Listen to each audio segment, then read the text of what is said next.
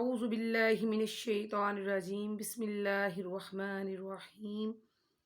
اللهم صل على محمد وعلى آل محمد كما صليت على إبراهيم وعلى آل إبراهيم إنك حميد مجيد اللهم بارك على محمد وعلى آل محمد كما باركت على إبراهيم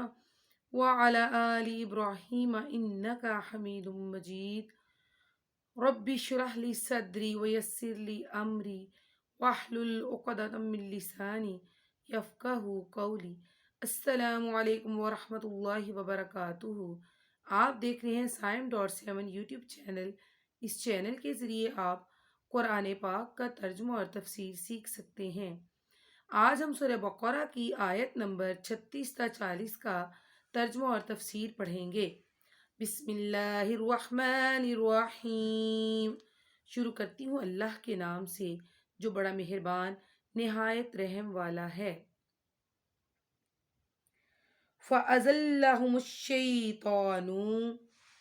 پس بہکایا ان دونوں کو شیطان، عنہا، اس سے، فَأَخْرَجَهُمَا، پس نکال دیا ان دونوں کو، مما، اس چیز سے، کانا، تھے، فیہی، بیچ اس کے، وَقُلْنَا، اور کہا ہم نے، وَقُلْنَا اهْبِطُوا، اور کہا ہم نے اترو، بَعْضُکُمْ، بعض تمہارے، لِبَعْضٍ، واسطے بعض، عَدُوٌّ، دشمن، اور، لکم، واسطے تمہارے، فی الارض، بیچ زمین، مستقر و متاع، ٹھکانہ اور فائدہ، الی حین، تک، ایک وقت۔ لیکن شیطان نے ان دونوں کو بہکا کر وہاں سے نکلوا ہی دیا اور ہم نے کہہ دیا کہ اتر جاؤ، تم ایک دوسرے کے دشمن ہو اور ایک وقت مقرر تک تمہارے لیے زمین میں ٹھہرنا اور فائدہ اٹھانا ہے۔ فَتَلَقَّىٰ، پس سیکھ لیں، آدم، من ربہ، سے پروردگار اپنے، کلمات، کچھ باتیں، فتابا، پس پھر آیا، علیہ، اوپر اس کے، انہ، تحقیق، هو التواب الرحیم، وہی پھر آنے والا مہربان۔ آدم نے اپنے رب سے چند باتیں سیکھ لیں اور اللہ تعالیٰ نے ان کی توبہ قبول فرما لی۔ وہ توبہ قبول کرنے والا اور رحم کرنے والا ہے۔ قُلْنَا اهْبِطُوا، کہا ہم نے اترو، منہا، اس سے، جمیعاً، سب، فَأَمَّا، پس جو، یَأْتِیَنَّکُم مِّنِّی، آوے گی تمہارے پاس میری طرف سے، ہدن، ہدایت، فمن، پس جو کوئی، تبع، پیروی کرے، ہدایا، ہدایت میری، فلا، پس نہیں، خوف، ڈر، علیہم، اوپر ان کے، اور، لا، نہیں، ہم، وہ، یحزنون، غم کھاویں گے۔ ہم نے کہا تم سب یہاں سے چلے جاؤ، جب کبھی تمہارے پاس میری ہدایت پہنچے تو اس کی تابع داری کرنے والوں پر کوئی خوف و غم نہیں ہوگا۔ والذین، اور جو لوگ، کفروا، کافر ہوئے، وکذبوا، اور جھٹلایا، بآیاتنا، نشانیوں ہماری کو، اولئک، یہ لوگ، اصحاب النار، رہنے والے آگ، ہم، وہ، فیہا، بیچ اس کے، خالدون، ہمیش رہیں گے۔ اور جو انکار کر کے ہماری آیات کو جھٹلائیں وہ جہنمی ہیں اور ہمیشہ اسی میں رہیں گے۔ یا بنی، اے بیٹو، اسرائیل، یعقوب، اسرائیل، ذکوروا، یعقوب، یاد کرو، نعمتی التی، نعمت میری جو، انعمت، انعام کی میں نے، علیکم، اوپر تمہارے، اور، اوفو پورا کرو، بعہدی عہد میرا، اوفی پورا کروں گا، بعہدکم عہد تمہارے، وإیایا اور مجھ سے، فرحبون پس ڈرو۔ اے بنی اسرائیل، میری اس نعمت کو یاد کرو جو میں نے تم پر انعام کی، اور میرے عہد کو پورا کرو، میں تمہارے عہد کو پورا کروں گا، اور صرف مجھ ہی سے ڈرو۔ اب میں آپ کے سامنے آیت نمبر 36 تا 40 کی تفسیر بیان کروں گی۔ شیطان نے حضرت آدم علیہ السلام کو جنت میں روبرو ہو کر بہکایا یا وسوسہ اندازی کے ذریعے، اس کے بارے میں ہمیں قرآن پاک سے صراحتاً کوئی بیان نہیں ملتا، تاہم یہ واضح ہے کہ جس طرح سجدے کے حکم کے وقت اس نے حکم الہی کے مقابلے میں قیاس سے کام لے کر کہ میں حضرت آدم علیہ السلام سے بہتر ہوں سجدے سے انکار کیا، اسی طرح اس موقع پر بھی اللہ تعالیٰ کے حکم وَلَا تَقْرَبَا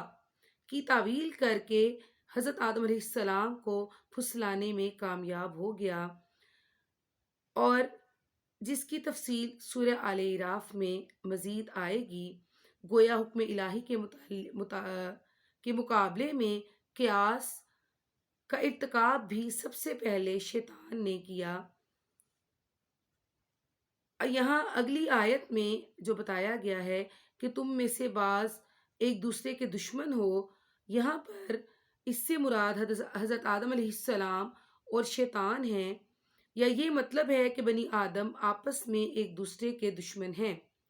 حضرت آدم علیہ السلام جب اللہ تعالیٰ کے حکم عدولی سے کہ اللہ تعالیٰ نے کہا کہ اس درخت کے پاس مت جانا، جب انہوں نے یہ کام کر لیا کہ وہ درخت کے پاس چلے گئے اور اس کا پھل کھا لیا، تو وہ پشیمانی میں ڈوبے، دنیا میں تشریف لائے تو توبہ استغفار میں مصروف ہو گئے۔ اس موقع پر بھی اللہ تبارک و تعالیٰ کی ذات نے رہنمائی اور دستگیری فرمائی اور وہ کلمات معافی سکھا دیے جو سورہ آل اعراف میں بیان کیے گئے ہیں، اور وہ کلمات ہیں ربنا ظلمنا انفسنا وان لم تغفر لنا وترحمنا لنکونن من الخاسرین۔ یہ وہ کلمات ہیں جو اللہ تبارک و تعالیٰ کی ذات نے حضرت آدم علیہ السلام کو سکھائے معافی کے لیے۔ بعض حضرات یہاں ایک موضوع روایت کا سہارا لیتے ہیں اور کہتے ہیں کہ حضرت آدم علیہ السلام نے عرش الہی پر لا الہ الا اللہ محمد رسول اللہ لکھا ہوا دیکھا، اور محمد رسول اللہ کے وسیلے سے دعا مانگی تو اللہ تعالیٰ نے انہیں معاف فرما دیا۔ یہ روایت بے سند ہے اور قرآن کریم کے بھی معارض ہے، علاوہ ازیں اللہ تعالیٰ کے بتلائے ہوئے طریقے کے بھی خلاف ہے۔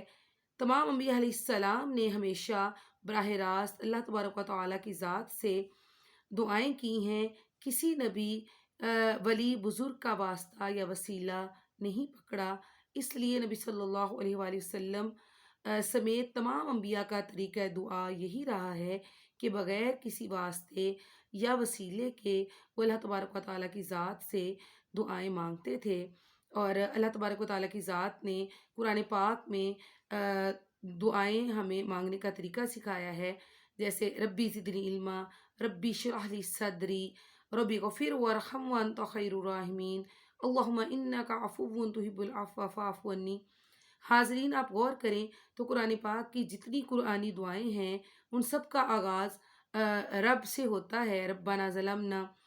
تو یہی طریقہ ہے کہ ہم اللہ تبارک و تعالیٰ کی ذات سے بغیر کسی وسیلے کے ہم اس سے دعا مانگیں اور اپنی حاجات کے پورے ہونے کے لیے اللہ تعالیٰ کے سامنے ہاتھ پھیلائیں۔ اور دعا کا یہ طریقہ ہے کہ اللہ تبارک و تعالیٰ کی ذات کی صفات کو بیان کیا جائے، اس کی حمد و ثنا بیان کی جائے، اور پھر اس کے سامنے اپنی دعائیں رکھی جائیں۔ اب یہاں اللہ تبارک و تعالیٰ کی ذات نے حضرت آدم علیہ السلام کی جو توبہ قبول کر لی، اور قبولیت دعا کے باوجود اللہ تعالیٰ نے انہیں دوبارہ جنت میں آباد کرنے کی بجائے دنیا میں ہی رہ کر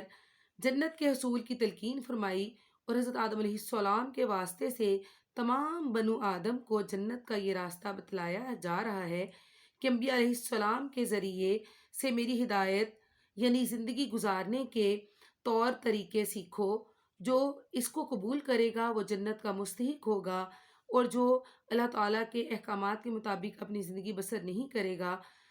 وہ عذاب الہی کا سزاوار ہوگا۔ جیسے سورۃ طٰہٰ آیت نمبر 123 میں اللہ تبارک و تعالیٰ نے فرمایا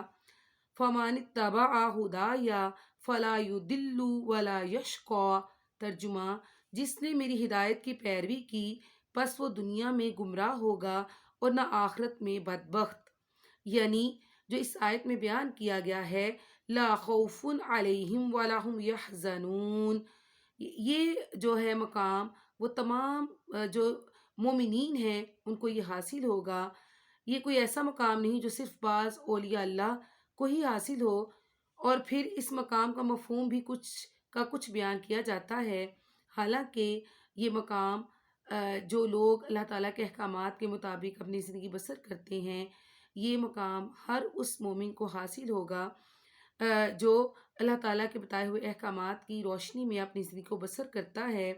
اس میں تمام مومنین اور متقین اور اولیاء اللہ سب شامل ہوں گے، بس یہاں پر اولیاء کے درجات میں فرق ہو سکتا ہے۔ اگلی آیت میں اسرائیل حضرت یعقوب علیہ السلام کا لقب تھا۔ حضرت یعقوب علیہ السلام کے 12 بیٹے تھے جن سے یہود کے 12 قبیلے بنے، اور ان میں بکثرت انبیاء اور رسول اللہ تعالیٰ نے بھیجے۔ یہود کو عرب میں اس گزشتہ تاریخ اور علم و مذہب سے وابستگی کی وجہ سے ایک خاص مقام حاصل تھا، اس لیے انہیں گزشتہ انعامات الہی یاد کرا کے کہا جا رہا ہے کہ تم میرا وعدہ پورا کرو۔ اب یہ کیا وعدہ تھا؟ یہ وعدہ اللہ تعالیٰ نے ان سے لیا تھا تورات میں کہ میرا ایک نبی آخری آئے گا، تم نے اس کی نبوت پر ایمان لانا ہے، اگر تم اس عہد کو پورا کرو گے تو میں بھی اپنا عہد پورا کروں گا، یعنی جو بوجھ تم پر ہے میں وہ سارا بوجھ تمہارے اوپر سے اتار دوں گا جو تمہاری غلطیوں اور کوتاہیوں کی وجہ سے بطور سزا تم پہ لادا گیا ہے، اور تمہیں دوبارہ عروج عطا کیا جائے گا، اور مجھ سے ڈرو کہ میں تمہیں مسلسل اس ذلت و ادبار میں مبتلا رکھ سکتا ہوں جس میں تم بھی مبتلا ہو اور تمہارے آباء و اجداد بھی مبتلا ہیں۔ یہاں اللہ تبارک و تعالیٰ کی ذات نے یہودیوں کو وہ وعدہ یاد دلایا ہے جو انہوں نے اپنی کتاب میں کیا، کہ جو اللہ تعالیٰ نے ان سے لیا تھا کہ میرا نبی آئے گا تم پر ایمان لانا اس پر۔ تو اللہ تبارک و تعالیٰ کی ذات یہاں پر انہیں اس وعدے کو یاد دلا رہی ہیں اور کہہ رہی ہیں کہ تم اس وعدے کو پورا کرو تو میں بھی تمہاری ساری غلطیاں اور کوتاہیاں معاف کر دوں گا، اور تمہارے اوپر سے ذلت و ادبار کا جو بوجھ ہے وہ اتار دوں گا۔